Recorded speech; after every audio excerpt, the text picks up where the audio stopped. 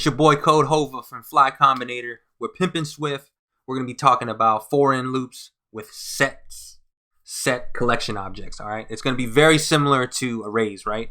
So as you see, you know, we're going to have to declare that this is a set right here, and just to indicate that it's a real set for real, we're going to see that in this object right here, we have just, even though there's two Gabbies, there's only one in the set. All right, because the second one is ignored. Because remember, sets are collection objects where you will not find a duplicate value. Okay, so let's get it on and popping. So how do we do a for-in loop with a set? It's no different than arrays. So you first start off with the keyword for, and then let's do it. Let's just say favorite. All right, favorite and favorites.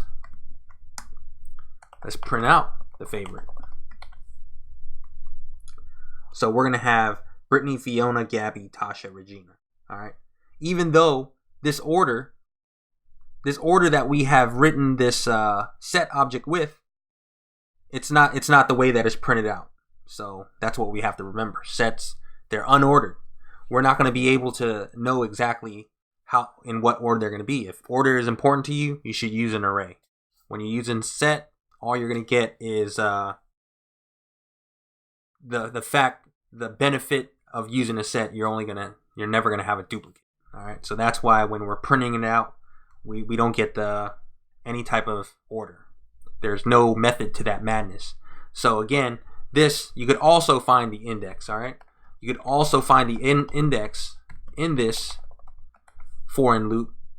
Not by this alone. You have to make sure to enumerate the collection object. So once you do, we'll be able to get a hold of that index, and we'll say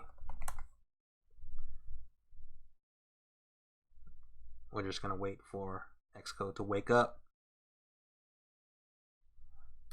So again, so we have the numbers, the index, they are in the collection object along with the name, but there is going to be no order to it. All right, so that's for-in loops with set collection objects.